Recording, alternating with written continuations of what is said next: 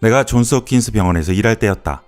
2년 전 건강하다는 진단을 받은 남성이 50살이 되자마자 위암 판정을 받았다. 어제까지 건강하게 생활했던 40대 여성이 급성 심근경색으로 사망하는 경우도 있었다. 비슷한 일은 계속해서 일어났다. 의사로서 수많은 죽음을 목격하며 죽음에 두 가지 종류가 있다는 것을 알았다. 빠른 죽음과 느린 죽음이다.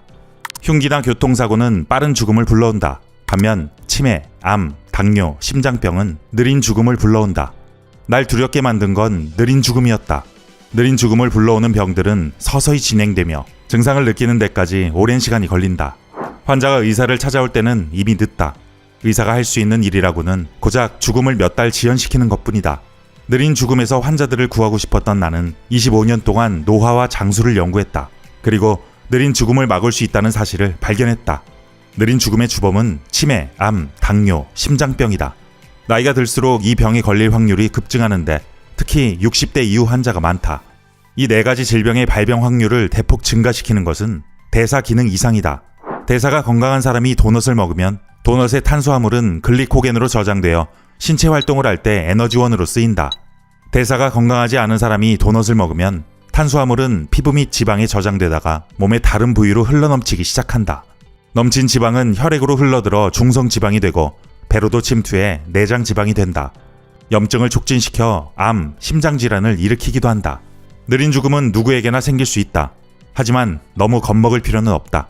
대사 건강을 관리하면 치매, 암, 당뇨, 심장병의 발병을 막을 수 있다. 1. 최대 산소 섭취량을 늘려라.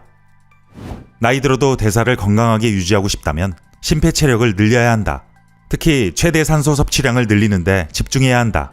최대 산소 섭취량은 힘들게 운동할 때 개인이 쓸 수 있는 산소의 최대량으로 장수와 밀접한 관계가 있다.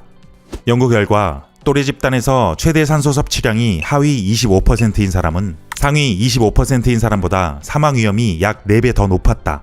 즉, 최대 산소 섭취량이 높을수록 더 건강하게 오래 산다고 볼 수 있다. 최대 산소 섭취량을 늘리는 방법은 두 가지다. 우선 꾸준히 2구간 운동을 해야 한다. 운동은 1에서 5구간으로 나눌 수 있는데 1구간이 공원 산책이라면 5구간은 전력 질주다. 2구간은 말은 할 수 있지만 대화를 이어가고 싶지는 않을 정도로 빠른 속도로 움직이는 운동이다. 조깅, 자전거 타기, 수영처럼 약간 숨이 찰 정도의 2구간 운동을 일주일에 3시간 정도 하면 최대 산소 섭취량을 늘릴 수 있다. 2구간 운동을 6개월 동안 한 다음에는 고강도 운동을 주 1회 정도 추가한다. 4분 동안 최대 속도로 달린 후 4분 동안 가볍게 달리는 것이다.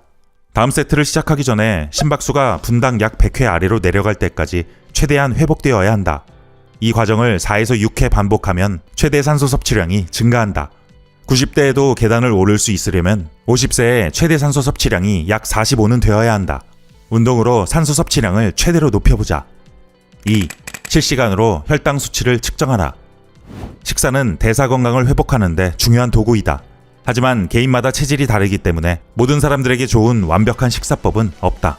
자신에게 알맞는 식단을 찾고 싶다면 연속 혈당 측정기를 사용하면 좋다. 연속 혈당 측정기는 실시간으로 혈당 수치를 알려주는 장치다. 평균 혈당 수치가 증가할수록 사망 위험이 높아진다. 연속 혈당 측정기를 사용하면 먹는 음식에 따라 자신의 혈당 수치가 어떻게 반응하는지를 알 수 있다. 쌀, 빵, 감자칩처럼 정제된 탄수화물이나 주스나 콜라에 들어있는 과당은 혈당 수치를 급증시키지만 채소는 혈당 수치에 영향을 미치지 않는다. 공복 혈당은 100mg/dL 미만, 식후 혈당은 140mg/dL 미만을 유지해야 한다. 한두 달만 식사 후에 혈당 수치를 측정해보면 부주의하게 먹는 행동을 자제하게 된다. 유행하는 식단에 집착하지 말자. 대사를 건강하게 만들고 싶다면 자신에게 적합한 식단을 찾아 오래 유지해야 한다. 3. 자기 전 온도를 낮춰라. 잠이 부족하면 대사 기능 이상이 나타나고 심하면 인지 기능 저하까지 발생한다. 치매의 원인이 수면 부족이라는 연구 결과도 있다. 숙면을 취하려면 잠을 잘 잘 수 있는 환경을 조성해 잠을 자려는 욕구인 수면 압력을 높여야 한다. 가장 먼저 잠자기 2시간 전부터 LED 조명을 꺼야 한다. 침실의 온도도 낮춰야 한다. 따뜻해야 잠이 잘 온다고 생각하지만 사실은 정반대다. 잠이 잘 오려면 침실을 선선하게 유지해야 한다. 섭씨 18.3도가 최적 온도이다.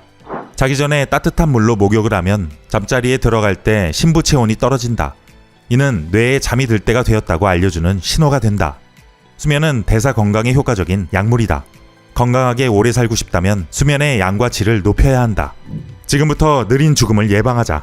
대사 기능을 잘 유지하고 향상시킨다면 질병에서 해방돼 100세까지 건강하게 살 수 있다.